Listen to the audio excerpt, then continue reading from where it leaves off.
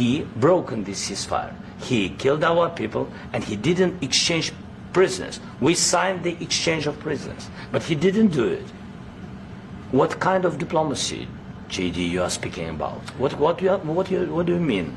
I'm talking about the kind of diplomacy that's going to end the destruction of your country. Yes, but if you Mr. President, with respect, I think it's disrespectful for you to come into the Oval Office and try to litigate this in front of the American media. Right now, you guys are going around and forcing conscripts to the front lines because you have manpower problems. You should be thanking the President for trying to bring an end to this conflict. Have you ever been to Ukraine that you say what problems we have?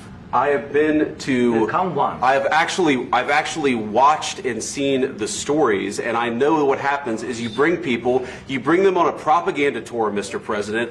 Do you disagree that you've had problems bringing people into your military? And do you think that it's respectful to come to the Oval Office of the United States of America and attack the administration that is trying to prevent the destruction of your country? A lot of questions. Let's start from the beginning. Sure. First of all, during the war, everybody has problems, even you, but you have nice ocean and don't feel now, but you will feel it in the future. God bless. You don't know that. God bless. God bless. You will not have a war. Don't tell us what we're going to feel. We're trying to solve a problem. Don't tell us what we're going to feel. I'm not telling you. Because you're in no position to dictate that. That's Remember exactly this. You're in no position to dictate what we're going to feel.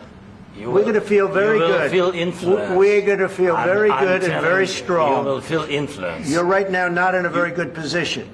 You've allowed yourself to be in a very bad position, and he happens to be right about it. From the very beginning of the war. You're not in a good position. You don't have the cards right now.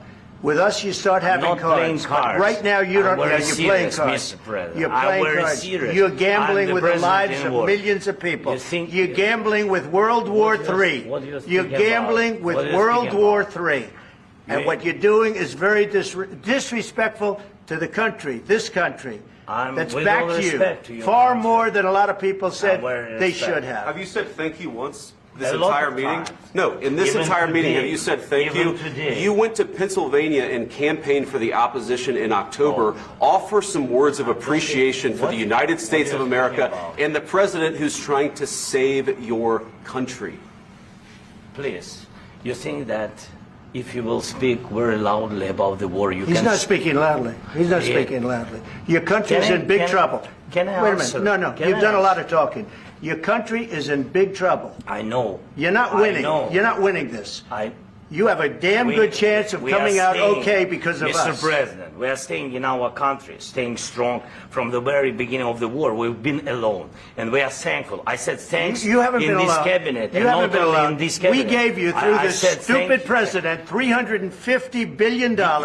We gave you military equipment, and your men are brave, but they had to use our military. Yes. What about if you didn't have our military equipment, if you didn't have our military equipment, this war would have been over in 2 weeks. In 3 days. I heard it from Putin. In 3 days. This is something maybe new. Less. In 2 weeks. Of course, yes. It's going to be a very hard thing to do business like this. Again, I tell you. Just say thank you. I said a lot of accept that there are disagreements, and let's go litigate those disagreements rather than trying to fight it out in the American media when you're wrong. We know that you're wrong. But you see, I think it's good for the American people to see what's going on. I understand, sir. I think it's very important. That's why I kept this going so long. You have to be thankful. You don't have the cards. You're buried there. Your people are dying. You're running low on soldiers. Listen, you're running low on soldiers. It would be a damn good thing. And then you tell us, I don't want a ceasefire. I don't want a ceasefire. I want to go and I want this. Look.